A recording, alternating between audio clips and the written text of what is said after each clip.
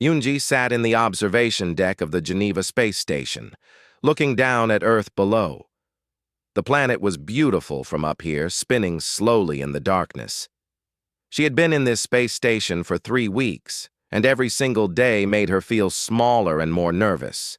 Today was the day that would change everything. Today she would speak to the Grand Assembly. The United Nations had chosen her to be Earth's voice to the galaxy. She was only 32 years old, and sometimes she still felt like she was playing a role in a movie. But she was the best choice they had. She spoke 5 languages fluently, she understood the cultures of different people, and most importantly, the alien species had agreed to listen to her. Yoonji wore a simple blue suit. The human leadership had debated for weeks about what she should wear. Some wanted her in traditional Korean clothing. Others wanted something more modern and futuristic. In the end, she had chosen something simple and clean. She wanted the assembly to see a human being, not a costume. The assembly chamber was massive. Yoonji walked into it and felt her legs become shaky. 7 different species were gathered here. The Keltorians with their crystal-like skin that shimmered in different colors. The Vrix traders with their 4 arms and quick, jerky movements. The Vorthian collective with their interconnected bodies that moved like schools of fish. And others she had studied for months. The chamber had seats arranged in a circle, and in the middle was a podium where she would stand. Min-A was a Keltorian who had first made contact with Earth. She had a kind face, if you could call it that. Her features were sharp, but her eyes held something gentle. She nodded to Yoonji as she walked past. This small gesture made Yoonji feel slightly less alone. Yoonji stepped up to the podium. The lights in the chamber dimmed. Every single eye in the room turned toward her. She could hear the soft clicking sounds of the Vrix. She could hear the low humming of the Vorthian collective. She could feel the weight of the moment pressing down on her shoulders. "Thank you for listening to me," she began, her voice steady even though her hands wanted to shake. "I know that Earth is small and young compared to your worlds. I know that we do not have the technology that you have. We do not have ships that can travel between stars. We do not have weapons that can destroy planets. But I am here today because we have something that you need." The chamber became very quiet. Even the clicking sounds stopped. Yoonji talked about Earth's resources. She talked about the minerals and the metals that could be found in the planet's Earth. She talked about water and energy.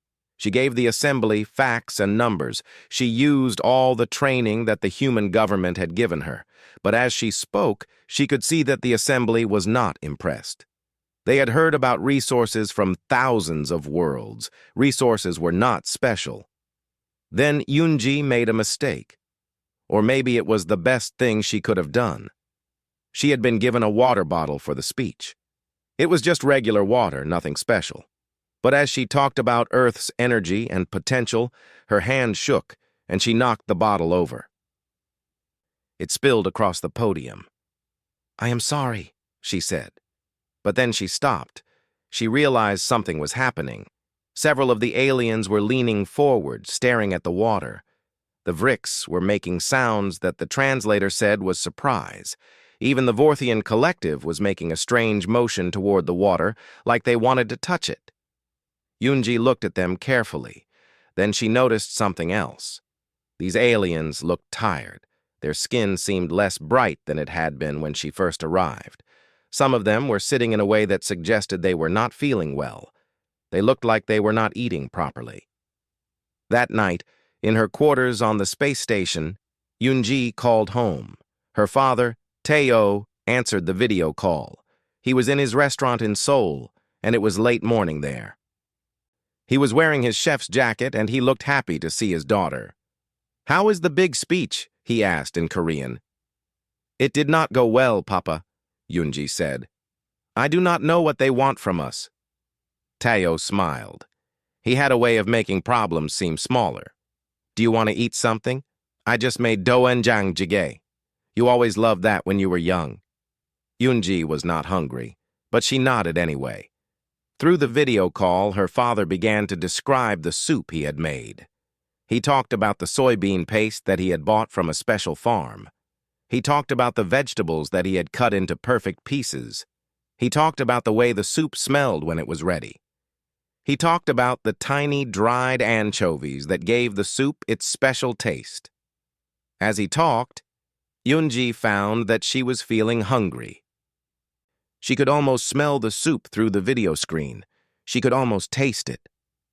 "Why do you talk about food like it is the most important thing in the world?" she asked him, smiling. "Because it is," her father said simply. "Food is how we love people. Food is how we show we care. Food brings people together. When you eat food with someone, you are saying that you trust them and you want to share life with them." After the call ended, Yoonji sat alone in her quarters for a long time. An idea was beginning to form in her mind. It was a strange idea. It seemed too simple, but it would not leave her thoughts. She thought about the way the aliens had looked at the water. She thought about how tired and sick they seemed. She thought about what her father had said about food bringing people together. The next morning, Yoonji did something very bold. She requested a private meeting with Min-ae. The Keltorian woman agreed to see her in a small garden room on the space station. Min-ae was surprised when Yoonji told her the truth. "Your species does not cook food," Yoonji said. "You only eat for nutrition, correct?" "Of course," Min-ae replied. "Why would we do anything else?" "Because food can be more than just nutrition," Yoonji said. "Food can be art. Food can be love. Food can make you healthy, not just in your body, but in your soul." Min-ae looked at Yoonji with great interest. "What are you saying?" "I am saying that Earth has something no one in this galaxy has," Yoonji said. "I am saying that my father can show your people something that will change everything." The Keltorian woman was quiet for a long moment. Then she smiled. "I think the assembly needs to hear this idea. Can you present it to them again?" Yoonji nodded. She felt nervous again, but this time it was a different kind of nervous. This time she felt like she might have discovered something real. This time she felt like she might be able to help not just her planet, but everyone in this galaxy. She just hoped that her father's cooking would taste as good in space as it did at home. 3 days had passed since Yoonji spoke to Min-ae in the garden room. 3 days of waiting, of feeling anxious, of wondering if anyone would take her idea seriously.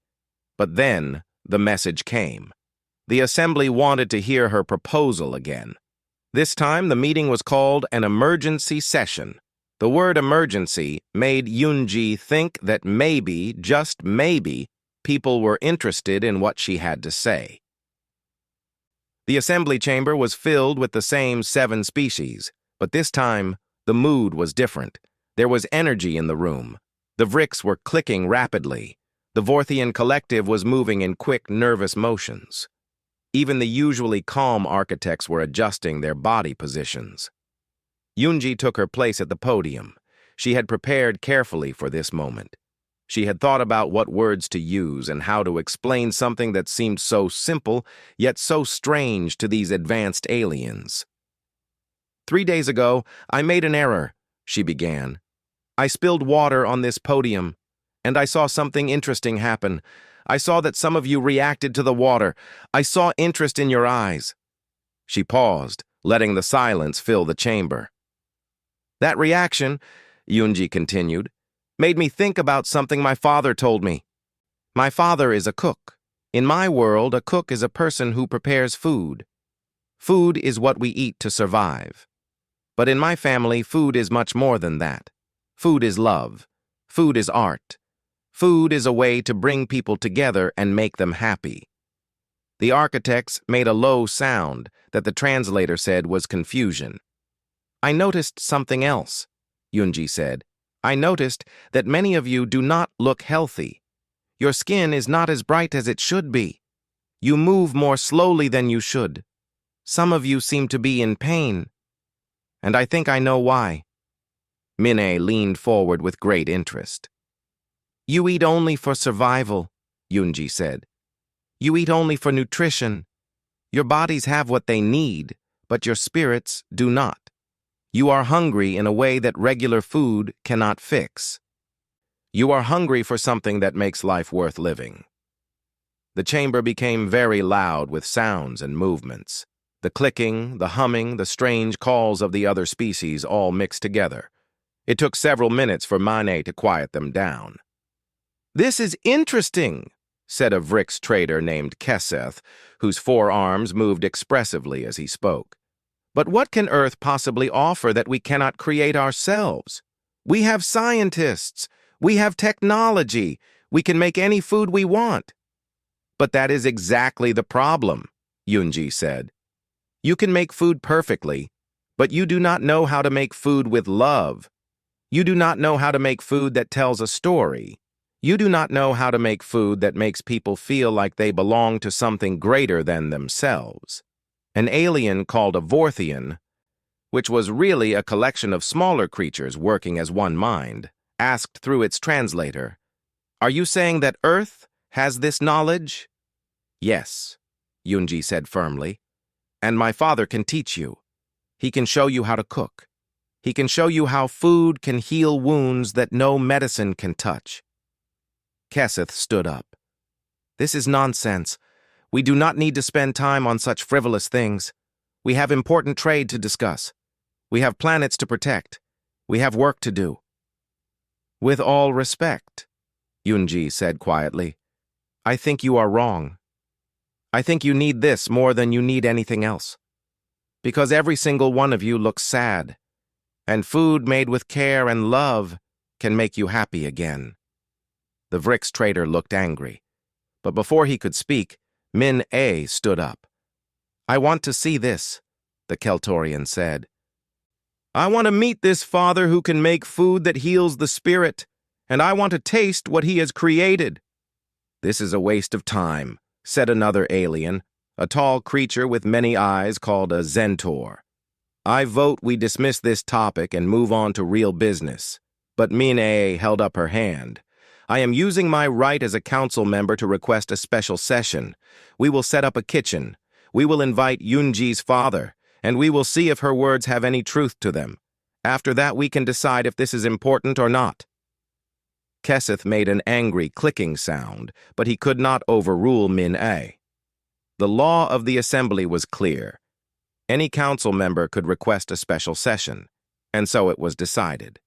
In 1 week, Yunji's father would come to the space station.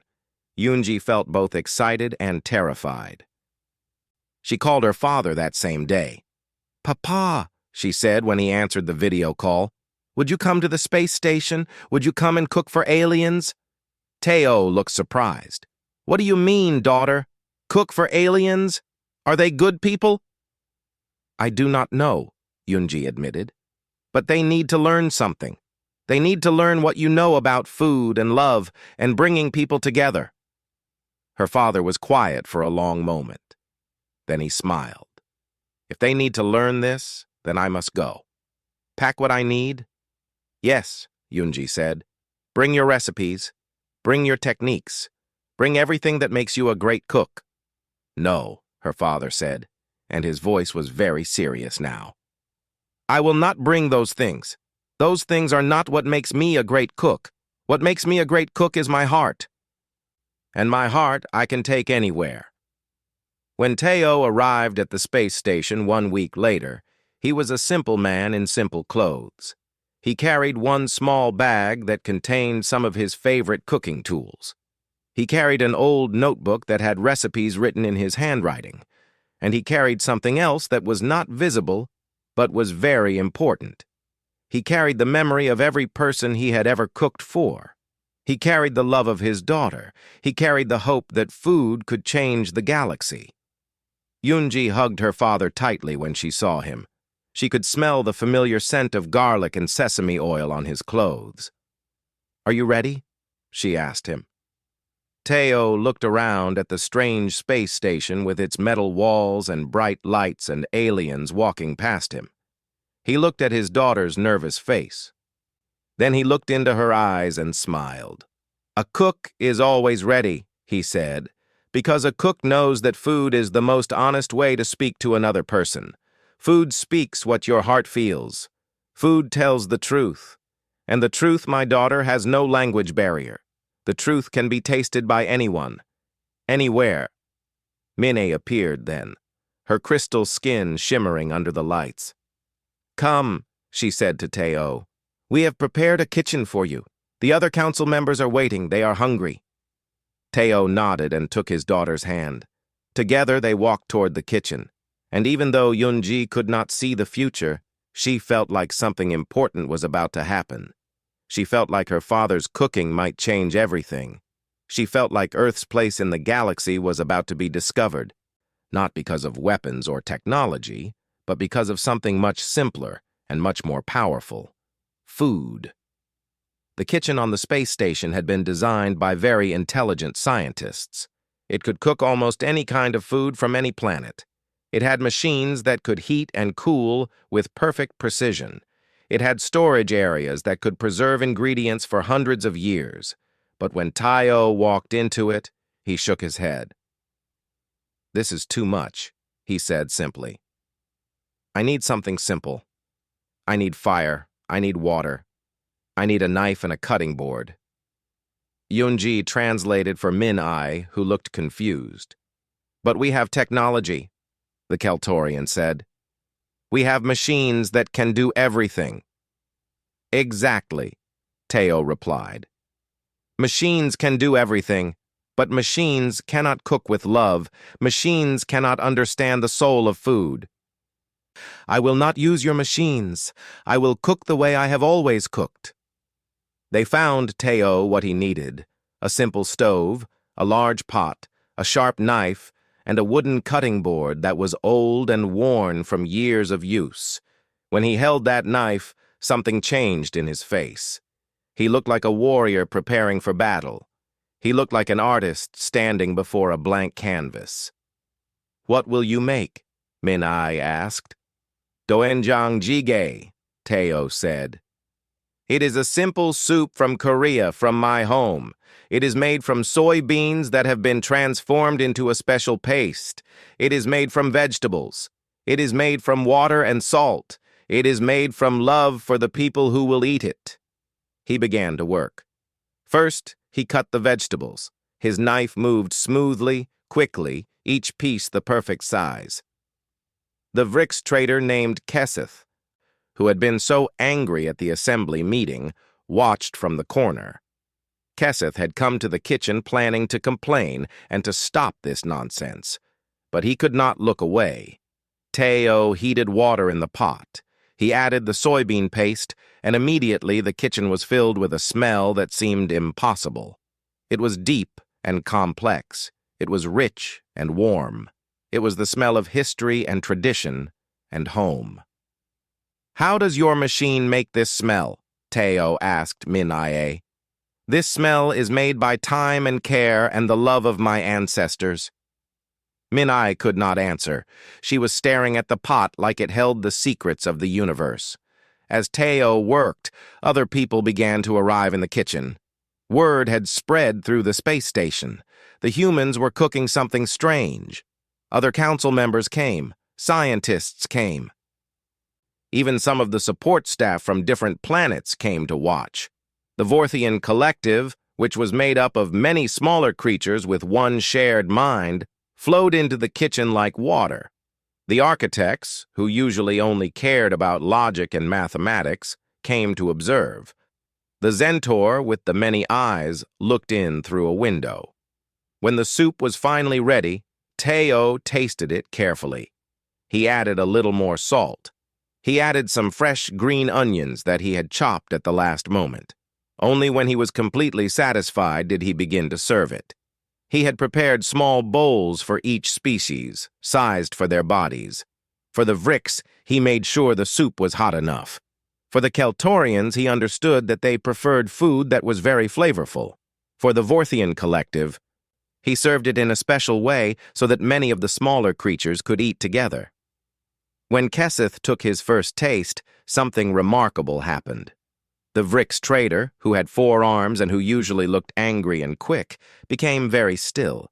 His body shook slightly. When he looked up from his bowl, there were tears in his eyes. "What is this?" he asked, his voice quiet. "It is home," Teo said simply. "It is the taste of care. It is the taste of someone wanting you to be happy." One by one, the aliens tasted the soup. And one by one, something opened inside them that had been closed for a very long time. The Vorthian collective began to make a sound that Mine's translator said was singing, but Yunji recognized it as weeping. The Keltorian's skin began to change colors, cycling through shades of blue and gold. The architects, who had said that emotions were illogical, sat down and were very quiet for a long time. The Zentor with many eyes looked at Teo with all of those eyes at once and asked, "How is this possible? How can something taste like this? How can food contain emotion?" "Because," Teo explained, "when a person cooks with true care, the food absorbs their heart. Every ingredient is chosen with love. Every action is done with intention. The food becomes more than just chemicals and nutrients. It becomes a gift. It becomes a conversation between the cook and the person eating." Dr. Hyun, a botanist who had come to the kitchen to help find earth ingredients that could be used in the cooking, was crying. She was earthborn like Teo, and she understood what he was doing. "In my world," she said to the aliens, "we have a saying. It goes, 'The way to a person's heart is through their stomach.' This is not a joke or a metaphor. It is truth. When someone cares enough to cook for you, you feel their love in every bite." The Vrix trader named Keseth came to Teo and did something that shocked everyone.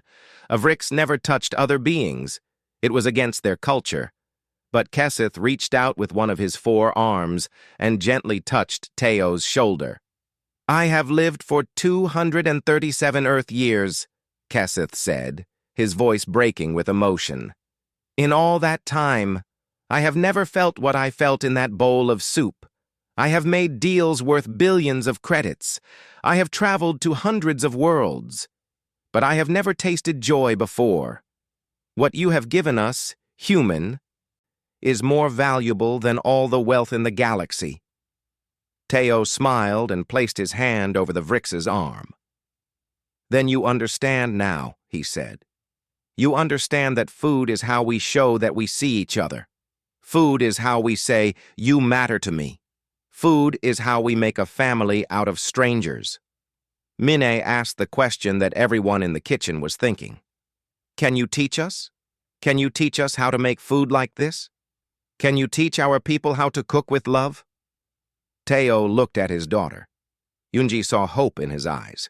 She saw possibility. "Yes," he said, "but only if you are willing to learn. Only if you are willing to open your hearts as much as you open your mouths. Only if you understand that cooking is not just about food. Cooking is about becoming human." "What do you mean, becoming human?" asked the Vorthian collective, its voice like a chorus. "You will see," Teo said. "You will see when you cook your first meal with love.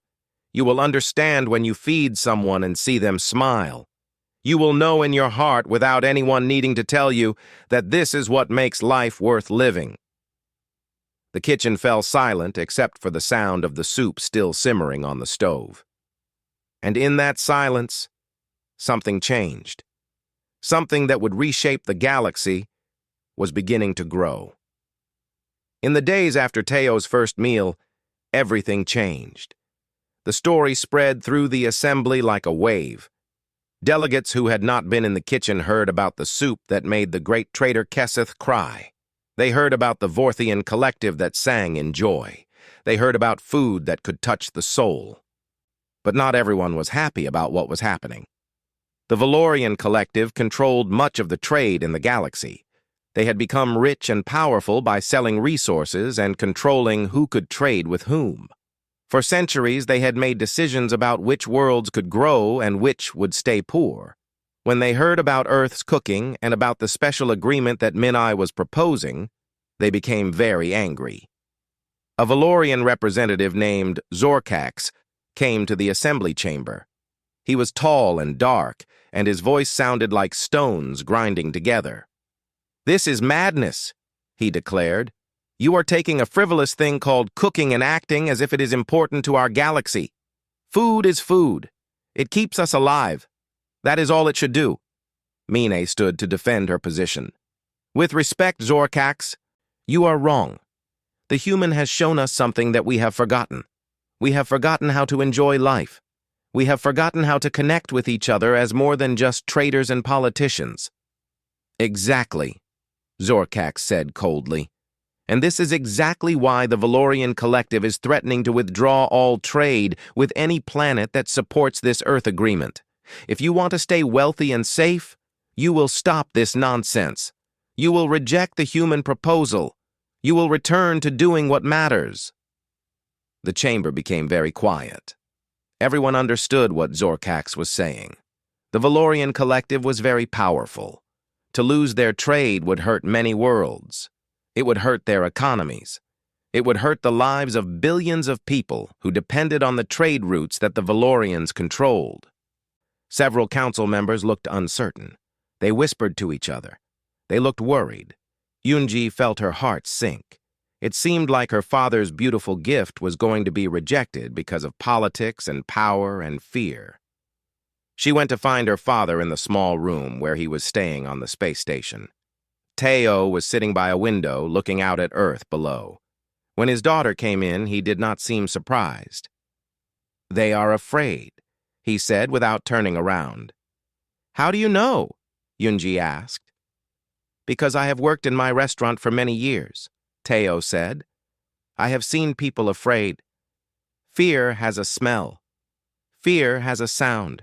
I heard it in Zorkax's words. He is afraid that if people learn to enjoy food and to enjoy each other, they will stop caring about wealth and power. He is afraid that people might decide that happiness is more important than money." Yunji sat down beside her father. "So what do?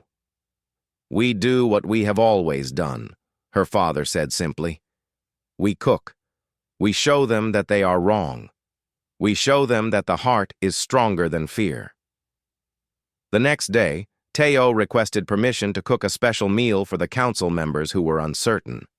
He would cook for them privately. He would show them that his gift was real. He would show them what they would lose if they rejected Earth's offer. Only 6 council members came to the private dinner. It was not many, but it was a start.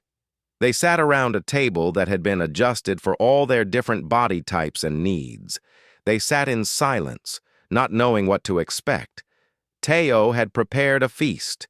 He had worked with Dr. Hyun and with gardeners on the space station to find ingredients that would work for each species.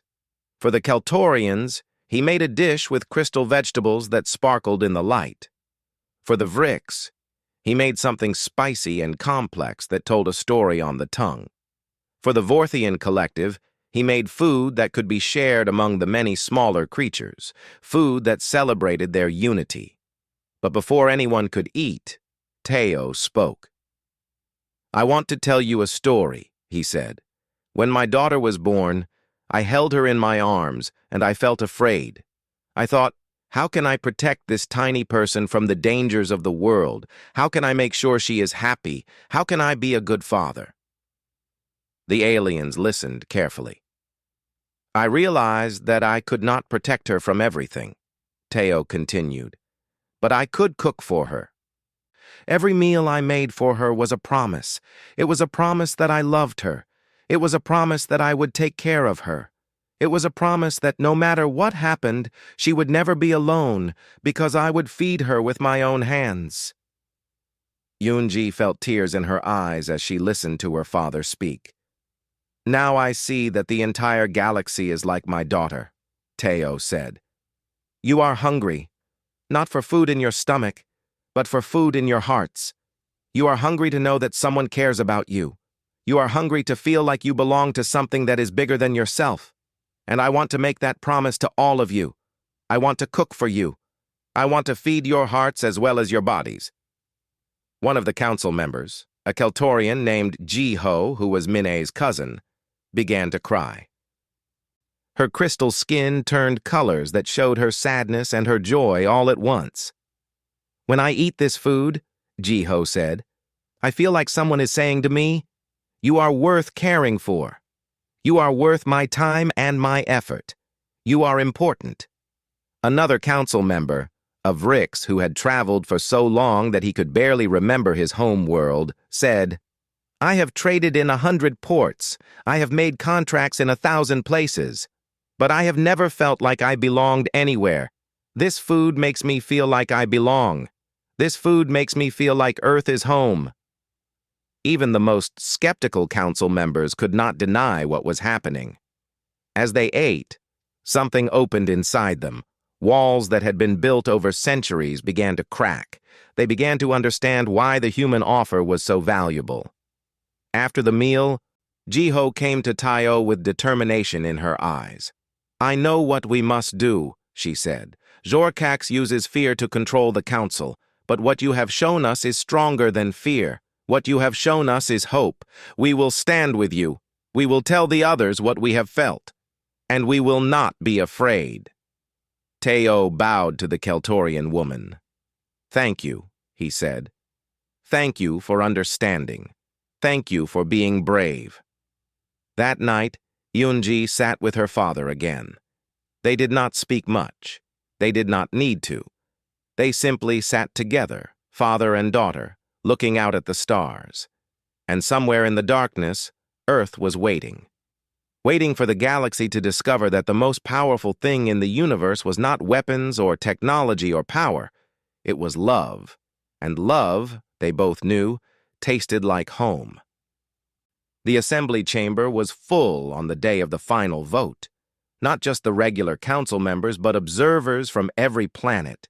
Even the Valorian Collective had sent representatives, though they sat in the back with angry expressions on their faces. Yunji stood beside her father as Mine presented the proposal to the assembly. It was no longer a simple trade agreement. It had grown into something much bigger and much more beautiful. The first part of the agreement was called the Culinary Exchange Program. Earth would send master chefs to every world in the assembly. These chefs would teach the people of each world how to cook. They would share the secrets of creating food that nourished not just the body, but the soul. In return, the assembly would provide resources and protection to Earth. They would help Earth grow and develop safely. The second part was the Agricultural Alliance. Earth's beautiful planet, with all of its different plants and animals and natural wonders, would become a sanctuary world. No mining, no factories, no pollution. Instead, vast gardens and farms would be created to grow the ingredients that could be used in cooking throughout the galaxy. The third part was the cultural ambassadorships. Humans would live on alien worlds, and aliens would come to live on Earth. They would learn not just about cooking, but about culture and art and music and all the things that made life worth living. Teo himself would open a restaurant on each major world, a place where different species could gather and eat together and understand each other better. The fourth part created something that had never existed before in the galaxy. It was called the Universal Food Council. This new branch of the assembly would study and celebrate the culinary traditions of all species. Earth would host the first meeting of this council. Tayo would be the first director, though he said he was just a simple cook who did not need such a fancy title. As Mine read the proposal, Yunji watched the faces of the council members. She saw hope. She saw excitement. She saw some people that she could tell were thinking about what it would be like to eat food that was made with love. Then Jorkax stood up. "This is the most ridiculous thing I have ever heard," he said loudly. "You are willing to give a primitive species like humans access to the galaxy because of something as simple as food? This is foolish. This is weak. The Valorian Collective will not support this, and I warn all of you that if you vote for this, the Valorian Collective will stop trading with your worlds." The chamber became very tense. Everyone knew that this was a real threat. The Valorian collective was powerful.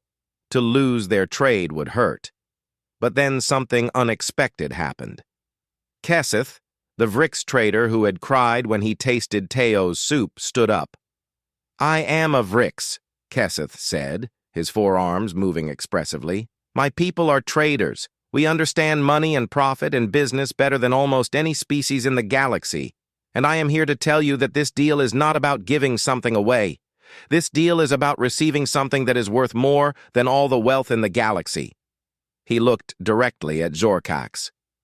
"For 237 years I have accumulated wealth," Keseth said. "I have made more money than I could ever spend. And I have been miserable. I have been empty. One bowl of soup, made with love by a human, has made me happier than 2 centuries of trading ever did.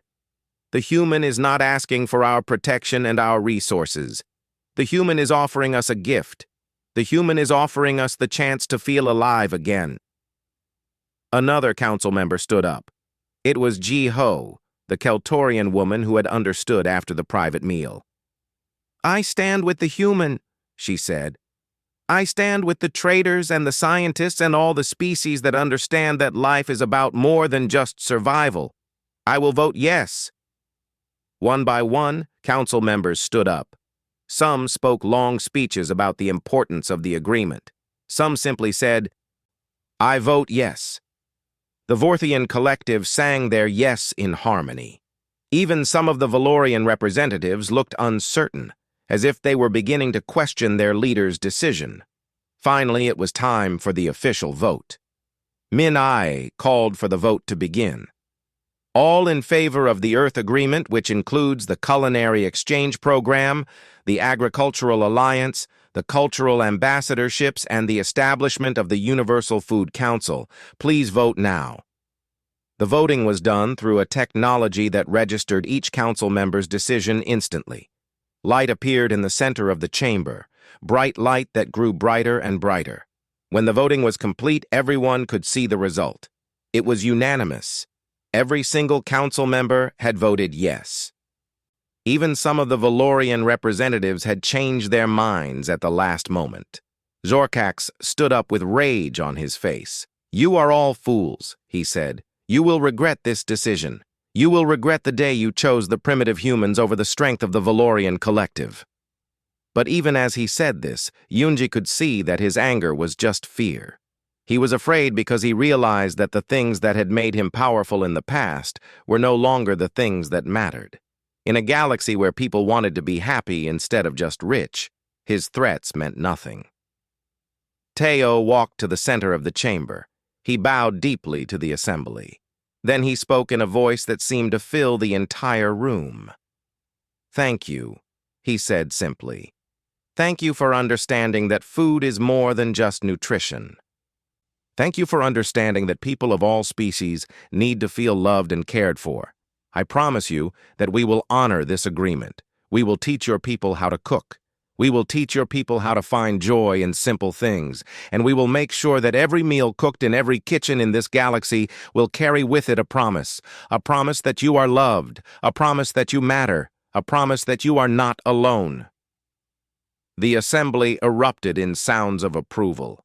The clicking of the Vrix, the singing of the Vorthian collective, the harmonious tones of the Keltorians, all of it mixed together in a celebration that had never been heard before in the galaxy. Yunji hugged her father tightly. She could smell the garlic and sesame oil on his clothes. She could feel his heartbeat, steady and strong. "We did it?" "Papa," she whispered. "No, daughter," her father said, holding her close. "We did not do this. This happened because people are hungry for something that they did not even know they were hungry for. All I did was remind them that hunger exists. All I did was feed them. The rest they did themselves." As the celebration continued around them, Yunji and Taio stood together. And even though they were surrounded by 7 different alien species and thousands of people from dozens of worlds, they were not alone. They were home. They were exactly where they were meant to be.